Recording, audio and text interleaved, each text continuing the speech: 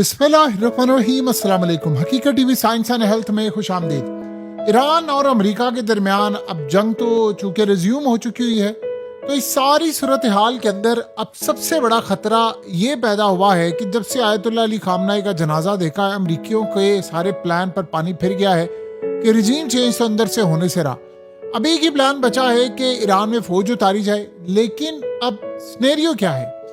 देखिए, सबसे बड़ा स्नेरियो ये है कि इस वक्त ईरान ने खास तौर पर अपने जो स्पेशल कमांडोज हैं वो इराकी कुर्दिस्तान वाले एरियाज, आज़रबाईजान वाले एरिया और दीगर जगहों पर इन्होंने डिप्लॉय कर दिए हैं। यानी अब आप ये अंदाजा कर लें कि इस वक्त ईरान को ये बात अच्छी तरह पता है कि इराक के बॉर्डर पर, आपको पता है इराक पे इसराइल की खुफिया मिलिट्री बेस भी पकड़ी गई थी। तो इस सूरत हाल के अंदर उनको पता है अब अगला गेम प्लान क्या है। ईरान में फौजें अमेरिका ने खाली खुद नहीं आना। ईरान में प्लान ये है, जिस तरह का जनाजा देखा है, जिस तरह का 2 करोड़ लोग निकले हैं, वो तो क्लियरली बता रहा है कि ईरान के अंदर आप इस तरह रजीम चेंज नहीं कर सकते, जो मर्जी आप कहें। तो गेम प्लान क्या है? गेम प्लान ये है कि इराक से, इराक की जो कुर्दिश है उनको एंट्री करवाई जाए ईरान के अंदर, आज़रबाईजान के थ्रू एंट्री भी करवाई जाए। तो इस सूरत हाल में ईरान ने पूरे बॉर्डर के ऊपर अपने स्पेशल कमांडोज तैनात कर दिए हैं। एक तो वो कमांडोज उन्होंने तैनात किए हैं जो कि खाक आइलैंड पर है, जहां पर उन्होंने अमेरिका को टारगेट करना है। एक सूरत हाल ये है कि बॉर्डर की साइड पर भी कमांडोज तैनात कर दिए हैं। इसका मतलब है कि जमीनी सतह पर भी लैंड ऑपरेशन में इस वक्त अमेरिका खाली खुद एंटर नहीं होगा। पॉसिबिलिटी है कि इजराइल के कमांडोज भी एंटर हो, चाहे वो इराक से, वहां पर उनकी मिलिट्री बेस है, किसी भी तरह से हो। तो सबसे पहले इसकी मेन रीजन क्या है? देखिए, ईरान का खास तौर पर जो कुर्दिश अपोजिशन ग्रुप है, जो इराकी कुर्दिस्तान के हवाले से हैं, वो एंटर होते रहते हैं और वो बादशाहाने इनकलाब की जो फौज है उनके ऊपर, उनकी पोस्ट पर अटैक करते रहते हैं और उसके बाद वो वापस चले जाते हैं। तो सबसे बड़ा तो असल में ग्राउंड अटैक होने वाला। उनको पता है जो कुर्दिश फाइटर्स हैं ये असल में पूरी तैयारी कर रहे हैं और तैयारी कर रहे हैं कि आपको पता है कि अमेरिका ने यह भी प्लान किया था कि उन्होंने कुर्दों को असला देना है और वो फिर जाकर लड़ेंगे ईरान के खिलाफ। तो यहाँ पर एक सबसे बड़ा मसला होने वाला है कि सबसे बड़ा क्लियर पैगाम क्या है। ईरान ने आज ये बता दिया है कि हम किसी तरह के एंटी ईरान ग्रुप्स को ऑपरेट नहीं होने देंगे अपने लैंड से, और ना इराक से कोई बंदा आएगा। तो स्पेशल कमांडोज है जिन्होंने रोकना है। अमरीकियों ने तो जाहिर सी बात है जब भी एंटर होना है पैराट्रूप्स के जरिए एंटर होंगे, और वो अगर बॉर्डर से एंटर होना चाहें खुफिया तौर पर या कोई ऐसी सूरत हाल, तो वो बड़ा मुश्किल है क्योंकि उन्होंने खाक आइलैंड पर उतरना है। वहां अमेरिका का प्लान क्या है कि पहले इतनी बमबारी की जाए, इतनी बमबारी की जाए, फिर हम इनको उतारे। ईरान का प्लान ये होगा कि जो अमरीकी आ रहे हैं हम उनको फौरी तौर पर हवा में ना मारे। हमारी कोशिश ये होगी कि किसी तरह उनको अंदर आने दिया जाए और उन पर अटैक बाद में हो, उनको जिंदा पकड़ा जाए या उनको मारा जाए, जिंदा ना छोड़ा जाए, ताकि बाद में हम उनकी, फिर अगर ये एंटर हो जाते हैं, उनकी सप्लाई लाइन भी काटे। इस तरह का पूरा प्लान है। तो इस वक्त सारी सूरत हाल ये है कि पॉसिबिलिटी है कि एक ही साथ ईरान पर बहुत सारे हमले हो जाए। मिसाल के तौर पर अमेरिका शदीद बमबारी कर दे, दीगर ममालिक बमबारी कर दे, इसराइल बमबारी कर दे, इराक से अटैक हो जाए, कुर्दों का अटैक हो जाए और खाक आइलैंड पर अमरीकी भी उतर जाए और अमरीका भी शदीद बमबारी करे। दूसरी बात यह है कि ईरान हमेशा कहता है कि कुर्दों के पीछे अमरीका और इसराइल का हाथ है।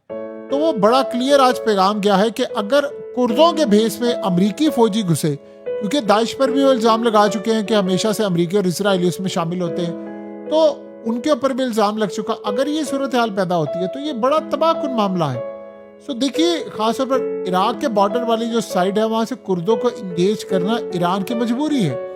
अमरीकी असल में जो मल्टी डायमेंशन महाज खोलना चाहते हैं ईरान के खिलाफ, तो वो ये चाहते हैं कि उसमें एक काम और हो कि सिविल वॉर हो जाए ईरान में किसी भी तरह से। रिजीम चेंज असल में नहीं हो पाया, सिविल वॉर हो जाए कि अंदर खाना जंगी शुरू हो जाए। ईरान में पहले से जो पुरतशद्दुद मुजाहरे हुए थे, इनमें कुर्दों का इस्तेमाल किया गया था। आपको याद है ना, रिजीम चेंज से पहले इन्होंने वहां पर ये जो अवाम की तादाद निकली थी, तो वहां पर उन्होंने प्लान किया था कि हम ये काम करेंगे जब इनको इंटरनेट बंद करना पड़ा। और असल में आलमी मीडिया पर रिपोर्ट ये हुआ कि ये ईरानी है, ऐसा नहीं हुआ। अब ईरान अमेरिका को ऐसा मौका नहीं देना चाहता कि कुर्दों को इस्तेमाल करे, क्योंकि माजी में हो चुका कुर्द आते हैं। देखिए बॉर्डर जो है वो अफगानिस्तान और ईरान के जो बॉर्डर हैं ये पहाड़ी इलाके, यहाँ से हर वक्त आप 100% मॉनिटरिंग नहीं कर सकते या आप 100% रोक नहीं सकते। अब आप ये देखें कि ईरान के अंदर किस तरह स्टारलिंक इंटरनेट पहुंचा, 50,000 डिवाइसेस कैसे स्मगल करके पहुंच गए। इसका मतलब अंदर के लोग मिले हुए थे और सारा काम था। तो ईरान को ये बात अच्छी तरह पता है। अब ईरान नहीं मौका देना चाहता अमेरिका और इसराइल को कि वो कुर्दों को इस्तेमाल करे। जंग में तो ईरान पहले से ही है, तो एक और जंग मजीद से अपने इलाके में वो लड़ने के लिए जा रहा है। कि वैसे भी ईरान में policy making, border line setup ज्यादा कंट्रोल रखता है। जो वेट एंड सी की जो पॉलिसी पर नहीं चलते कि आएंगे देखेंगे, फिर उनको लगा है कि कुछ खतरा है, क्योंकि उनको ये इतलात है। देखिए अभी अमेरिका ने अटैक किया, आज फिर ईरान ने पलट कर अटैक कर दिया। अब ईरान ने कहा कि हमने पूरे खित्ते में अमेरिका को उड़ाना है। तो इस तरह की जब सूरत हाल पैदा होती है, तो इस तरह के जब मामलात होते हैं वो तो क्लियरली इंडिकेट करते हैं कि चीजें किस रुख जा सकती हैं। अमेरिका के लिए एक चैलेंज है, बहुत बड़ा चैलेंज है, और ये चैलेंज वाकई बड़ा तबाहकुन है। और ये आप इसको ये मत समझे कि बड़ा आसान चैलेंज है या इससे निपट लिया जाएगा बड़ी आसानी के साथ, ऐसा कुछ होने नहीं जा रहा। ये बड़ा एक चैलेंज है। देखिए ईरान के ऊपर हर तरह से अब हमला करना है। ईरान मिसाइल उन्होंने मारने थे लेकिन वो नहीं मार पाए, वो ऐसी सूरत हाल पैदा नहीं हुई। ईरान ने काफी सारी चीजों को काउंटर किया है, लेकिन अगर ऐसी सूरत हाल है कि जहां ईरान इन चीजों को काउंटर करना चाहता है, तो फिर आने वाले वक्त में आपको और बहुत सारी चीजें नजर आएंगी तब्दील होते हुए। अमेरिका के हालात, अमेरिका की चीजें, अमेरिका के मामलात किस लेवल पर जाकर काम करेंगे ये तो अब आने वाला वक्त बता सकता है। लेकिन जो सूरत हाल इस वक्त पैदा हो रही है, मौजूदा सूरत हाल पैदा हो रही है, वो तो क्लियरली नजर आ रही है चीजें। बिल्कुल आप ये समझ लें कि इसमें कोई दो राय नहीं है, ये चीजें क्लियरली नजर आ रही हैं कि एक बहुत बड़ी जो तबाही है वो इस वक्त सर पर खड़ी हुई है, बिल्कुल सर पर खड़ी है। और इसमें कोई दो राय नहीं है कि ये जो लड़ाई है ये अब अगली जगह पर यानी गली कूचों में इसको दाखिल करने की तैयारी। अमेरिका बड़ी कोशिश कर रहा है कि किसी तरह हम ईरान में कुछ कामयाबी हासिल करें। देखिए ईरान में अगर उन्होंने कामयाबी हासिल कर ली तो आप ये समझ लें कि उसके बाद उन्होंने दुनिया के हर कोने में कामयाबी हासिल कर सकते हैं। फिर आप नॉर्थ कोरिया को भूल जाएं, फिर आप भूल जाएं कि चाइना में या बाकी जगहों पर या रशिया में कोई ऐसी जगह पर काम ये नहीं हो सकता।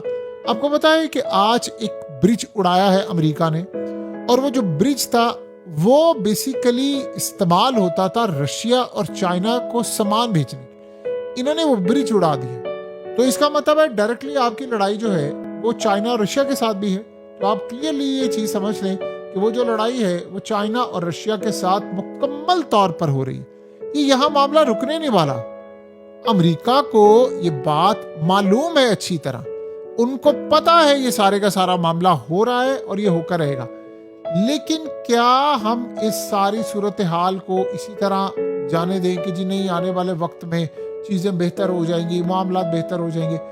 फिलहाल ऐसा होता हुआ कुछ नजर नहीं आ रहा आपको, और यही वो वजह है कि अमेरिका ने अब जो तैयारी है वो अगले लेवल पर पहुंचा दी है। ये किसी भी दिन ये कर गुजरेंगे। ये देखिए मिसाल के तौर पर जिस जंग को इसराइल ने पिछले 40 साल डिजाइन किया, जिस जंग को अमेरिका ने पिछले 40 साल डिजाइन किया, आपको क्या लगता है कि वो आसानी के साथ ये सब कुछ छोड़कर ईरान को अच्छा बच्चा बनकर सब कुछ देकर चले जाएंगे? आपको लगता है ऐसा होगा? ऐसा कभी भी नहीं होने वाला। ये बात आप ज़हन में रख लो। ये वो लड़ाई नहीं है जो पहले कभी होती थी। अगर ऐसा हुआ तो सारी जिंदगी अमेरिका का जो लेवल है वो खत्म हो जाएगा। अमेरिका को ऐसी बहुत सारी चीजों का पहले भी सामना करना पड़ा है, अब भी सामना करना पड़ा है, और आने वाले वक्त में ये चीजें मजीद अमेरिका की तबाही का बाइस बन सकती हैं। अब अमेरिका को पता है कि ईरान अगर आज इतना मजबूत हुआ है तो कल को वो क्या बला बन जाएगा। आज वो कंट्रोल नहीं हो रहा, 300 अरब डॉलर मिलेगा तो क्या हाल होगा, फिर ईरान को एक्सपोर्ट की इजाजत मिलेगी तो क्या हाल होगा, ऑयल अगर बेचेगा तो वो कितना मजबूत होगा। इसलिए आप देखिए ऑयल पर पाबंदी लगाई है, तेल की मार्केट ऊपर चली गई है। दुनिया इस वक्त डिप्रेशन में है, लोग पागल हुए पड़े हैं, जॉब्स नहीं है, एआई ने ऑलरेडी जॉब्स टेक ओवर कर रहे हैं। यानी हर तरह से अगर आप देखें तो दुनिया में आम लोगों के लिए बर्बादी है, तबाही है, थर्ड वर्ल्ड कंट्रीज का बेड़ा गर्क है। यूरोप में गर्मी की लहर है, तबाही है, मौसम की तब्दीलियां हैं, जल्जले आ रहे हैं।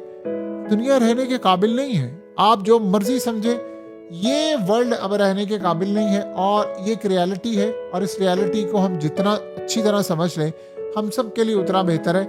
ये दुनिया अब रहने के काबिल नहीं रही, बिल्कुल नहीं रही।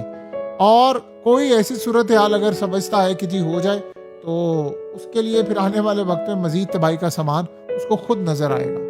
हकीकत टीवी साइंस एंड हेल्थ की इस वीडियो के नीचे कमेंट जरूर कीजिए, अपनी राय का इजहार जरूर करें और इस वीडियो को हर जगह शेयर करते हुए चैनल को सब्सक्राइब जरूर करें।